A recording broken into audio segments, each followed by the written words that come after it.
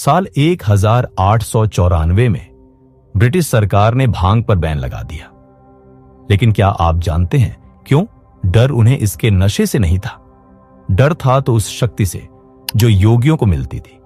सदियों से सत्ताओं ने इस पौधे से डरा है, नशे के लिए नहीं, बल्कि उस जागृति के लिए जो यह देती है। कैनबिस सिर्फ एक नशा नहीं, ये एक चाबी है, एक ऐसी चाबी जो चेतना की नई दुनिया खोलती है, भ्रम तोड़ती है और सिस्टम के झूठे ढांचे को चुनौती देती है। भारत के मंदिरों से लेकर साइबेरिया के रहस्यवादियों तक हजारों साल से साधक इस पौधे का इस्तेमाल करते आए हैं। मकसद वास्तविकता से भागना नहीं, बल्कि उसे और साफ देखना। लेकिन इतिहास ने बार बार इसकी कहानी को मिटाया है, इसे गलत बताया, अपराध बताया, और यही सच है कैनबिस और आध्यात्मिकता का, जो आपको जानने नहीं दिया जाता। हजारों सालों से भांग आध्यात्मिक साधकों के लिए एक पवित्र साधन रही है, लेकिन इसके इतिहास को या तो दबा दिया गया, गलत तरीके से दिखाया गया, या पूरी तरह से मिटा दिया गया। इसके असली महत्व को समझने के लिए हमें समय के पीछे जाना होगा, जब इसे सिर्फ स्वीकार नहीं किया जाता था, बल्कि पूजा जाता था। भांग के उपयोग का सबसे पुराना जिक्र भारतीय उपमहाद्वीप में मिलता है। वैदिक ग्रंथों में एक दिव्य पेय का उल्लेख है, सोम, जिसे पीने से ज्ञान, ऊर्जा और देवताओं से जुड़ाव मिलता था। हालांकि सोम की असली रचना आज भी रहस्य है। कई इतिहासकार मानते हैं कि भांग, जो अक्सर एपेड्रा जैसे अन्य साइकोडेलिक पौधों के साथ मिलाई जाती थी, शायद उसका एक मुख्य घटक रही हो। पर भारत अकेला नहीं था। दुनिया की कई प्राचीन संस्कृतियों में भांग को सिर्फ एक पौधा नहीं, बल्कि एक सेतु माना जाता था, भौतिक और आध्यात्मिक जगत के बीच का सेतु। उदाहरण के लिए साइबेरिया के शेमान अपने अनुष्ठानों में भांग को एंक्लोज्ड जगहों में जलाते थे, जिससे उन्हें ट्रांस जैसी अवस्था मिलती थी। ये क्रियाएं नशे के लिए नहीं थी, ये थीं आत्मा की यात्राओं के लिए। ऐसे अनुभव जहां आत्मा आत्मचिंतन करती है, पूर्वजों और ब्रह्मांड से संवाद करती है। और फिर आता है शिव, विनाश और परिवर्तन के देवता। शिव को अक्सर हिमालय में ध्यान मग्न अवस्था में चिलम पीते हुए दर्शाया गया है। इस परंपरा में भांग कोई बुराई नहीं थी, बल्कि एक माध्यम था माया को तोड़ने, अहंकार से ऊपर उठने और सत्य से जुड़ने का। यह परंपरा तंत्र और योग में भी दिखती है, जहां भांग का प्रयोग संयम से और उद्देश्यपूर्ण तरीके से किया जाता था। कहा जाता है यह मन को शांत करती है, ध्यान को गहरा बनाती है और अंदरूनी अंतर्दृष्टि तक पहुंचने में मदद करती है। कुछ लोगों के लिए यह एक शॉर्टकट था आत्मबोध की ओर, और दूसरों के लिए अपने सीमाओं की परीक्षा। लेकिन अगर भांग इतनी गहराई से आध्यात्मिक परंपराओं में जुड़ी हुई थी, तो इतिहास ने इसके खिलाफ रुख क्यों अपनाया? 20वीं सदी में हिटलर और नाजी शासन ने भी भांग को दबाने की कोशिश की। उनका मानना था कि यह पदार्थ दिमाग को कमजोर करता है और विद्रोही सोच को जन्म देता है। इसके विपरीत उन्होंने मैथ जैसे उत्तेजक पदार्थों को बढ़ावा दिया, जो आक्रामकता और आज्ञाकारिता बढ़ाते हैं, यानी भांग के एकदम उलट। इतिहास में जब जब भांग को चेतना के साधन के रूप में अपनाया गया, तब तब कोई शक्ति आई जिसने उसे दबा दिया। क्या यह सिर्फ एक इत्तेफाक था, या फिर एक गहरी आशंका कि जागृत मन को नियंत्रित करना मुश्किल होता है? सदियों से आध्यात्मिक साधक मानते आए हैं कि भांग चेतना का विस्तार करती है, और अब हाल के वर्षों में विज्ञान भी उसी दिशा में बढ़ने लगा है जिस पर मनीषी पहले से चलते आ रहे थे। सवाल यह है, क्या भांग सच में उच्च चेतना के द्वार खोलती है, या यह भी बस एक और माया है? इसका जवाब जानने के लिए हमें दिमाग के अंदर झांकना होगा। भांग हमारे शरीर के एंडोकैनाबिनॉइड सिस्टम से जुड़ती है, एक जटिल नेटवर्क जो हमारे मूड, सोच और अनुभवों को नियंत्रित करता है। जब THC, भांग का मुख्य साइकोएक्टिव तत्व, शरीर में प्रवेश करता है, तो ये इन रिसेप्टर्स से जुड़कर हमारी हकीकत को महसूस करने का तरीका बदल देता है। रंग ज्यादा चमकीले लगते हैं, आवाजें गहराई ली होती हैं, विचार एक नए स्तर पर पहुंच जाते हैं। इसीलिए कई लोग कहते हैं कि भांग माइंड एक्सपेंडिंग होती है। वो हमारे देखने, सुनने और सोचने के नजरिए को पलट देती है। लेकिन क्या इसका मतलब यह है कि भांग आत्मज्ञान तक ले जाती है? सबसे चर्चित विषयों में से एक है भांग और पीनियल ग्रंथि, पाइनियल ग्लैंड का कनेक्शन, जिसे अक्सर तीसरी आंख कहा जाता है। कुछ लोगों का मानना है कि भांग इस रहस्यमयी ग्रंथि को सक्रिय कर देती है, जिससे आध्यात्मिक दृष्टि और अंतर्ज्ञान जाग उठता है। लेकिन क्या यह सच है? विज्ञान के अनुसार पीनियल ग्रंथि एक मटर के दाने जितनी छोटी ग्रंथि है, जो मेलाटोनिन नामक हार्मोन बनाती है, जो हमारी नींद को नियंत्रित करता है। जहां प्राचीन परंपराएं इसे आत्मबोध से जोड़ती हैं, वहीं आधुनिक रिसर्च इसे ज्यादा व्यावहारिक तरीके से देखती है। कुछ अध्ययन ये जरूर कहते हैं कि TCH मेलाटोनिन के स्तर को बढ़ा सकता है, जिससे नींद और सपनों की अवस्था बदल जाती है। लेकिन यह साबित नहीं हुआ कि ये तीसरी आंख को आध्यात्मिक रूप से जगाता है। तो अगर तीसरी आंख वाला सिद्धांत थोड़ा बढ़ा चढ़ाकर पेश किया गया है, तो क्या इसका मतलब यह है कि भांग का कोई आध्यात्मिक प्रभाव नहीं? जरूरी नहीं। जॉन्स हॉपकिंस यूनिवर्सिटी के एक अध्ययन में पाया गया कि भांग की उच्च मात्रा लेने से लोग मिस्टिकल एक्सपीरियंस का अनुभव कर सकते हैं। ऐसे गहरे जीवन बदल देने वाले क्षण जो साइकेडेलिक दवाओं जैसे प्सिलोसिबिन और LSD जैसे लगते हैं, लोगों ने महसूस किया। एकता का भाव, अहंकार का विलय और गहरी व्यक्तिगत समझ, ये वही अनुभव है जिनका जिक्र प्राचीन अनुष्ठानों में होता है, जहां भांग का इस्तेमाल सख्त अनुशासन और पवित्रता के साथ किया जाता था, ताकि साधक वैकल्पिक चेतना की अवस्था में प्रवेश कर सके। लेकिन एक फर्क था, तब भांग को आत्मिक मेहनत का विकल्प नहीं माना जाता था। यह सिर्फ एक साधन था जिसे संभलकर सीमित मात्रा में और गहरी नियत से प्रयोग में लाया जाता था। और यहीं आता है एक असहज सत्य। अगर भांग जागरूकता का विस्तार कर सकती है, तो फिर इतने आध्यात्मिक गुरु इसके खिलाफ क्यों चेतावनी देते हैं? यही है अगला अध्याय, भांग के आध्यात्मिक अंधेरे पक्ष की कहानी। क्योंकि जहां ये दरवाजे खोल सकती है, वहीं ये आपको उन्हीं दरवाजों में बंद भी कर सकती है। सदियों से भांग को आत्मबोध का साधन माना गया है, लेकिन हर साधन की शक्ति इस बात पर निर्भर करती है कि उसका इस्तेमाल कैसे किया जाए। जब इसे अनुशासन के साथ प्रयोग किया जाता है, तो यह ध्यान को गहरा कर सकती है, आत्मचिंतन को बढ़ा सकती है और अहंकार को अस्थायी रूप से मिटा सकती है। लेकिन जब इसका गलत तरीके से प्रयोग होता है, तो यही भांग बन जाती है एक जाल, जो साधक को सत्य की ओर नहीं बल्कि माया में ही उलझाए रखती है।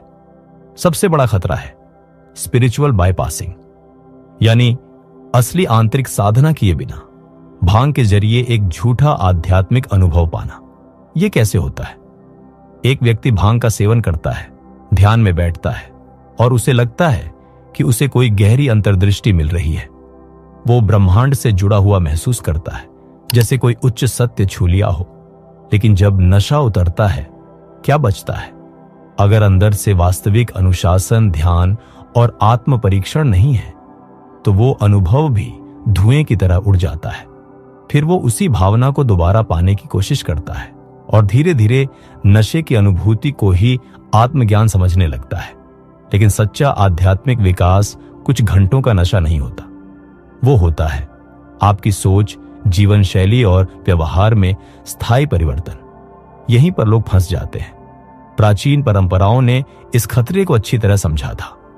कुछ यौगिक और तांत्रिक मार्गों में भांग को स्वीकार किया गया, लेकिन कई ग्रंथों ने इसके दुरुपयोग से चेताया भी। कुछ हिंदू शास्त्रों में कहा गया है कि भांग का अनुचित प्रयोग मन को स्पष्ट करने की बजाय भ्रमित कर सकता है। बौद्ध शिक्षाएं तो और भी सख्त हैं। वो चेतन और नशा मुक्त जागरूकता को जरूरी मानती है। उनके अनुसार कोई भी नशा, चाहे वो कितना भी आध्यात्मिक क्यों न लगे, मुक्ति नहीं बल्कि आसक्ति पैदा करता है। यहां तक कि तंत्र में भी, जहां चेतना की बदली हुई अवस्थाओं को स्वीकारा जाता है, भांग का रोजाना या आदतन उपयोग वर्जित था। उद्देश्य हमेशा था उत्थान, न कि आसक्ति। अब बात आती है लत की। लोग कहते हैं कि भांग उतनी नशे की लत नहीं देती जितनी दूसरी कठोर ड्रग्स देती है। शारीरिक लक्षण शायद कम हो, लेकिन मानसिक निर्भरता बहुत गहरी हो सकती है। जब भांग आपकी शांति, रचनात्मकता या साधना का सहारा बन जाती है तो वो अब साधन नहीं बल्कि रुकावट बन जाती है। और यहां आता है सबसे बड़ा विरोधाभास। भांग अस्थायी रूप से अहंकार को मिटा सकती है, लेकिन अगर उसका गलत प्रयोग हो तो वही अहंकार और भी गहराई से बैठ जाता है। अगर कोई ये मानने लगे कि सिर्फ भांग पीने से वो ज्यादा जागरूक हो गया है तो वो पहले से भी गहरे भ्रम में फंस चुका है। इसीलिए दुनिया के सबसे उन्नत साधक, योगी, सन्यासी, भिक्षु किसी भी पदार्थ के बिना ही उच्चतम चेतना को प्राप्त करते हैं, क्योंकि सच्चाई ये है, आत्मज्ञान कोई चीज नहीं जिसे पिया जाए, वो कुछ है जिसे साधा जाता है। लेकिन क्या इसका मतलब ये है कि आध्यात्मिक साधना में भांग की कोई जगह नहीं? जरूरी नहीं। अगर इसे सही तरीके से संयम और श्रद्धा के साथ प्रयोग किया जाए तो ये अब भी एक शक्तिशाली साधन बन सकती है। पर उसे कैसे इस्तेमाल किया जाए, यही है अगला विषय। तो अगर सदियों से भांग को साधकों द्वारा प्रयोग किया गया है, लेकिन इसमें वास्तविक जोखिम भी है, तो फिर इसे कैसे अपनाया जाए ताकि यह हमें मोह से नहीं बल्कि मोक्ष की ओर ले जाए? इसका उत्तर है भावना और अनुशासन। प्राचीन परंपराओं में जहां भांग को आध्यात्मिक अभ्यास में शामिल किया गया, वहां इसका उद्देश्य भागना नहीं बल्कि एकाग्रता, स्पष्टता और विस्तार था। और सबसे जरूरी बात, इसका प्रयोग कभी भी अत्यधिक मात्रा में नहीं किया जाता था। अगर आप भांग को एक साधन के रूप में प्रयोग करना चाहते हैं, न कि एक व्याकुलता के रूप में, तो यही है वो तरीका जैसे प्राचीन साधक इसका उपयोग करते थे। चरण 1, केवल ध्यान से पहले बहुत कम मात्रा में सेवन करें। ज्यादा का मतलब बेहतर नहीं होता। असल में अक्सर इसका उल्टा ही होता है। परंपरागत साधक भांग को बहुत सीमित मात्रा में लेते थे, बस इतना कि मन शांत हो जाए लेकिन धुंधला न हो। एक पुराना मंत्र है, कम है ज्यादा, 1 कश जागने के लिए, 3 सोने के लिए। अगर भांग आपको सुस्त या भ्रमित महसूस करवा रही है तो आपने पहले ही ज्यादा ले ली है। उद्देश्य नशा नहीं बल्कि एक सूक्ष्म जागरूकता है। सही मात्रा में भांग आपको और अधिक वर्तमान बनाती है, दूर नहीं। चरण 2, पवित्र स्थान में शुद्ध इरादे के साथ प्रयोग करें। भांग अगर लापरवाही से ली जाए तो यह एक आदत बन जाती है, लेकिन जब इसे एक पवित्र पौधे की तरह सम्मान दिया जाए तब यह मन को ऊंचाई तक ले जा सकती है। इसीलिए प्राचीन योगी और तांत्रिक भांग का उपयोग केवल धार्मिक स्थानों, प्राकृतिक वातावरण या गहरे ध्यान की स्थिति में करते थे। उन्होंने समझा था कि आपका वातावरण आपके चेतना की स्थिति को आकार देता है। अगर आप भांग का सेवन टीवी देखते हुए, फोन स्क्रॉल करते हुए या ध्यान भटकाने वाली चीजों के बीच करते हैं तो यह आपको नीचतर चेतना की ओर ले जाएगा। लेकिन अगर आप इसे शांत, उद्देश्यपूर्ण वातावरण में लें तो यह बन सकता है एक द्वार गहरी जागरूकता के लिए। प्रयोग से पहले खुद से पूछें, मैं इसे क्यों ले रहा हूं? मुझे क्या समझना है? अगर इरादा स्पष्ट नहीं है तो भांग भी सिर्फ एक और विलासिता बन जाती है। चरण 3, मंत्र के साथ मन को बांधे। भांग का एक बड़ा खतरा है मन का भटक जाना। जब विचार बिना नियंत्रण के दौड़ते हैं तो चेतना विकेंद्रित हो जाती है, जागरूक नहीं। इसीलिए पारंपरिक साधक भांग के साथ मंत्रों का प्रयोग करते थे। पवित्र ध्वनियाओं या वाक्य जो ध्यान के दौरान दोहराए जाते हैं। मंत्र एक लंगर की तरह होते हैं जो मन को इधर उधर भटकने से बचाते हैं। एक सरल अभ्यास है, सो हम। मंत्र के साथ श्वास लेना, श्वास अंदर, सो, श्वास बाहर। हम यह आपको वर्तमान क्षण में टिकाए रखता है, जिससे अंतर्दृष्टि स्वाभाविक रूप से उभरने लगती है बिना बिखराव के। चरण 4, अनुभवी गुरु का मार्गदर्शन लें। प्राचीन परंपराओं में भांग कभी भी स्वेच्छा से नहीं ली जाती थी। हमेशा एक गुरु या आध्यात्मिक मार्गदर्शक के मार्गदर्शन में ही इसका प्रयोग होता था, क्योंकि एक अनुभवी गुरु ही यह सुनिश्चित कर सकता है कि आप भ्रम को आत्मज्ञान न समझ बैठे। आज भले ही हर किसी के पास व्यक्तिगत गुरु ना हो, लेकिन सिद्धांत अब भी वही है। उनसे सीखें जिन्होंने यह मार्ग पहले चलकर देखा है। शास्त्रों, शिक्षकों और सच्चे साधकों से ज्ञान लें, जो बाहरी साधनों से ज्यादा आंतरिक अनुशासन पर बल देते हैं। अंत में भांग ना अच्छी है ना बुरी, यह सिर्फ एक उपकरण है और हर उपकरण का मूल्य इस बात पर निर्भर करता है कि उसका उपयोग कैसे किया जाए। अगर इसे इरादे, अनुशासन और नम्रता के साथ प्रयोग किया जाए तो यह चेतना की एक झलक दे सकती है, लेकिन यह आत्मज्ञान का शॉर्टकट नहीं है। सच्चा आत्मबोध कभी बाहर से नहीं आता, वह भीतर से उत्पन्न होता है। इतिहास के सबसे महान साधक, सबसे ज्ञानी योगी और सबसे जागरूक गुरु सभी ने उच्चतम चेतना को किसी भी पदार्थ के बिना ही प्राप्त किया है। भांग कोई ईश्वर तक पहुंचने की सीढ़ी नहीं, यह एक आईना है। यह दिखाता है आप वास्तव में कौन हैं। तो खुद से पूछिए, क्या आप इसका प्रयोग दुनिया से छुपने के लिए करेंगे या उसे स्पष्ट रूप से देखने के लिए?